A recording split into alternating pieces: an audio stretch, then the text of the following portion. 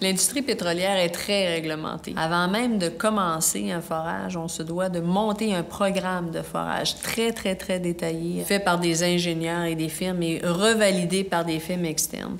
Alors, chacune des étapes, que ce soit au niveau des coffrages, la profondeur des coffrages, la quantité de ciment qu'on va mettre, la quantité de boue. Et lorsqu'on parle de suivi, c'est qu'on envoie ça au ministère et avant même de nous émettre un permis, tout ça va être validé par leur propre ingénieur. Lorsqu'on fore, on se doit d'envoyer des rapports journaliers au ministère. Alors, ils regardent au fur et à mesure qu'on progresse dans le forage et ils nous suivent.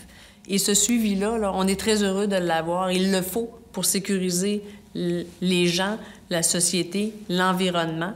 Je pense que dans la génération où on est aujourd'hui, il faut voir ça comme un travail d'équipe. Il ne faut pas voir ça comme une confrontation entre l'industrie et l'environnement. On n'a plus le droit maintenant d'arriver puis de détruire l'environnement. Alors, moi, je le vois plutôt comme une belle affiliation. Alors les standards que l'industrie donne, nous, on s'en impose encore plus. On travaille avec des universités dans des systèmes de recherche pour pousser la science.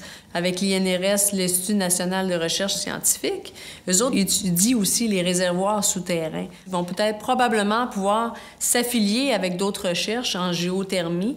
C'est des grandes avancées technologiques qu'une entreprise veuille participer à ce genre de recherche-là pour devenir au Québec un centre reconnu mondialement en disant, eux autres, là, ils se sont forcés pour essayer de faire en sorte de protéger l'environnement. On est capable de faire les choses autrement que qu'est-ce qui se fait à travers le monde et d'améliorer tous ces systèmes-là. Et c'est là que c'est important chez nous de mettre de l'argent dans ces recherches.